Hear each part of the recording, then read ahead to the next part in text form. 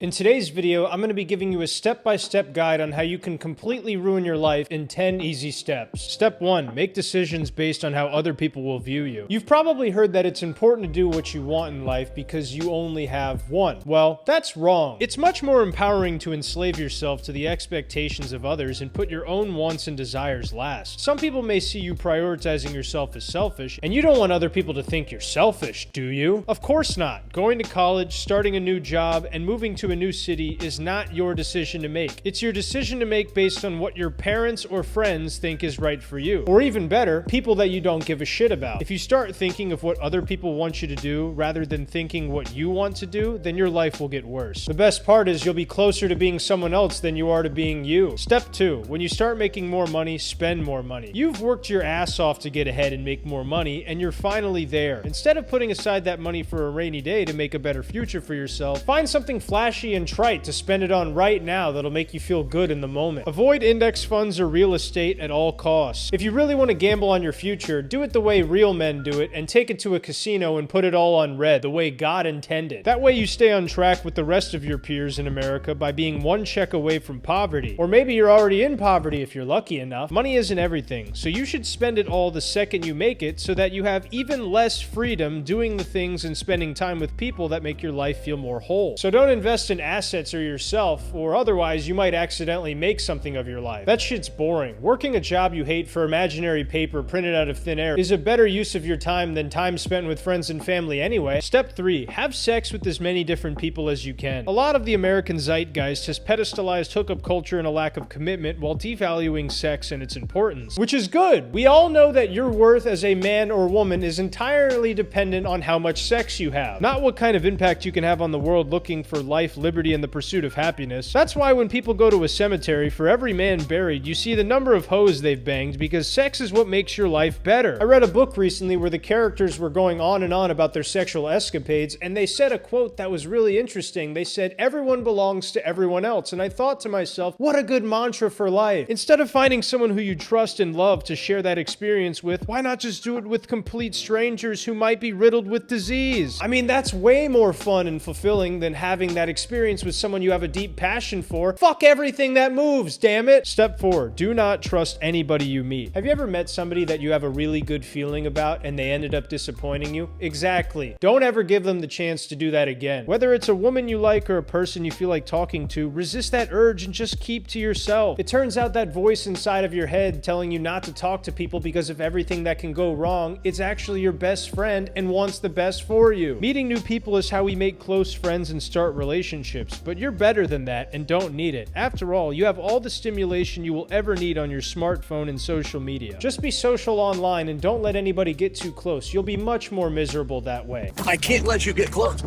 Step 5. Fixate on the things you have no control over. Life is about 10% what happens and 90% of how we react to it. Knowing that, use that 90% of your life to focus on things that are out of your control so you feel as miserable and powerless as possible. Oh, you're bald? You're not 6 feet tall? Your dick is shaped like a boomerang? Good! Make your shortcoming your entire identity and hurl it into every conversation so you're never in good spirits. That's a good feeling to have, and it will help you overcome that horrible urge that you feel deep down in your balls to make something better of your life. If you focus on things you can control and encounter failure, then it's your fault, and that's scary. But focusing on what's out of your control gives you the perfect excuse for never doing shit with your life. How great is that? Step 6. Hang out with people who are irresponsible. They're more fun. You are the sum of the people you spend the most time with, so why not spend it with fun people who have absolutely no direction in their life? Yeah, I can't think of a good reason not to do it either. Whether it's your spouse, friends, family members, well, whoever they are, make sure they're huge pieces of shit and never inspire you to do anything greater in your life. If you do that, you might start to occasionally win, and you don't want that. You want to stay in the warm embrace of complacency where everyone else wants you to be. Being around great people will make you want to achieve more in your life, and it's your job to avoid that as much as possible, because being happy and having direction in your life is gay and retarded. Step 7. Find your comfort zone and stay there forever. The comfort zone is a beautiful place, but nothing grows there. This is a quote from Dale Carnegie, who is a massively successful author. But you're not him, and you'll never be like him, so what's the point of me telling you that anyway? Exactly, there is fucking none. There's no point in seeking discomfort where you might accidentally evolve into a greater version of yourself. You're better off staying in a comfortable spot and never making a difference in the world world like so many other people do. People who have dreams and aspirations but never have the time to start. They never feel motivated or in the right mood to try anything, so they never do. That's you. So don't be a hero and don't move out of your comfort zone. Stay right where the satanic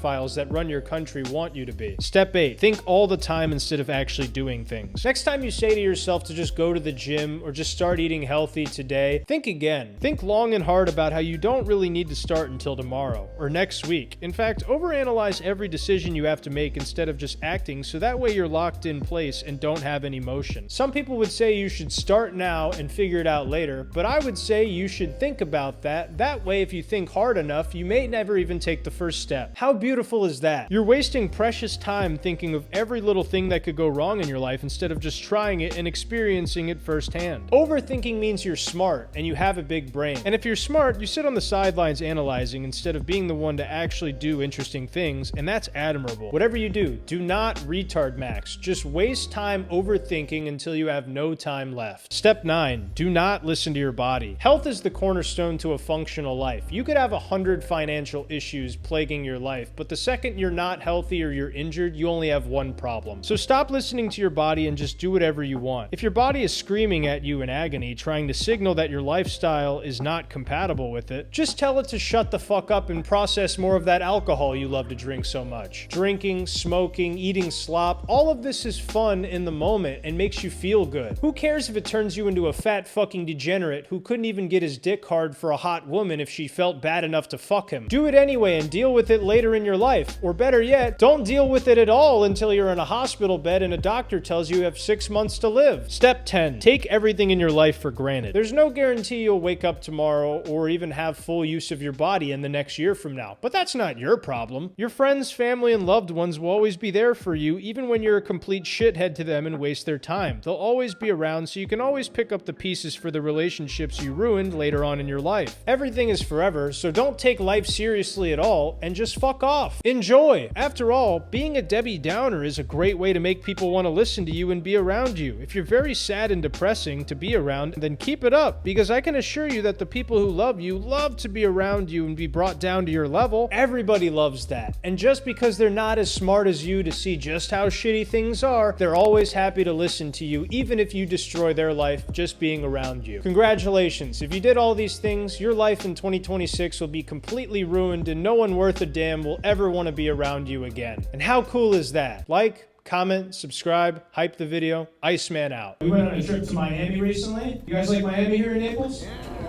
No, you guys like... Lauderdale, maybe. What was that? Fort Lauderdale? Fort Lauderdale, maybe. Yeah, this lady needs about 14 more drinks. She can still pronounce Fort Lauderdale. Get the fuck out. Get away with that.